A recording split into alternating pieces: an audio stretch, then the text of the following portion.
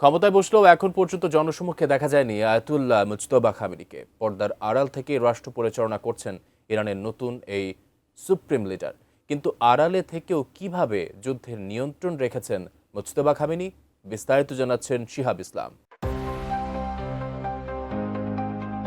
Israel যুক্তরাষ্ট্রের যৌথ হামলায় আয়াতুল্লাহ আলী খামেনির মৃত্যুর পর ইরানের সর্বোচ্চ নেতার দায়িত্ব নেন আয়াতুল্লাহ মুজতবা খামেনি। তবে দায়িত্ব নেওয়ার পর থেকে তাকে জনসম্মুখে দেখা যায়নি। মার্কিন গণমাধ্যম নিউ ইয়র্ক টাইমসের এক প্রতিবেদনে দাবি করা হয়েছে, পর্দার আড়াল থেকেই রাষ্ট্র পরিচালনা করছেন তিনি। তার নির্দেশনা সামাজিক যোগাযোগ মাধ্যমে পোস্ট আকারে কিংবা রাষ্ট্রীয় টেলিভিশনে পড়ে শোনানো হচ্ছে। প্রতিবেদনে আরও বলা হয়, নিরাপত্তাজনিত কারণে ইচ্ছাকৃতভাবেই নিজেকে আড়ালে রেখেছেন মুজতবা খামেনি। আশঙ্কা করা হচ্ছে, তার অবস্থান শনাক্ত করতে পারলে আবারও হামলার চেষ্টা চালাতে পারে ইসরায়েল। এমন পরিস্থিতিতে যোগাযোগের জন্য ব্যবহার করা হচ্ছে বিশেষ কৌশল। হাতে লেখা বার্তা খামে সিল করে বিশ্বস্ত বার্তাবাহকের মাধ্যমে পৌঁছে দেওয়া হচ্ছে গোপন আস্তানায়। মোটরসাইকেল ও গাড়িতে করে বিভিন্ন পথ ঘুরে এসব বার্তা আদান প্রদান হচ্ছে, যাতে নজরদারি এড়ানো যায়।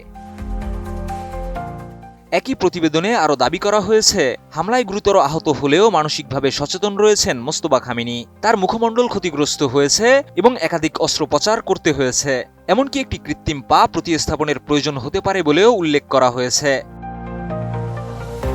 নতুন বাংলাদেশ গড়তে এলো জুলফিকার স্টিল। জুলফিকার স্টিল।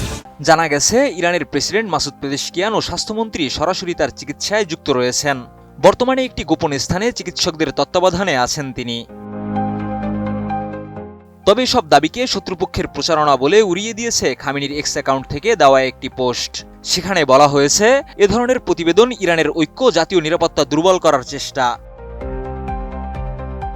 মধ্যপ্রাচ্যে সাম্প্রতিক সংঘাতের পর যুক্তরাষ্ট্র ইরানের মধ্যে যুদ্ধবিরতি থাকলেও উত্তেজনা পুরোপুরি কমেনি।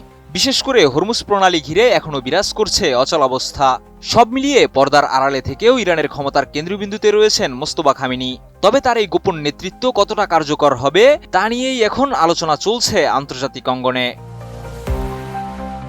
শিহাব ইসলাম, ATN নিউজ।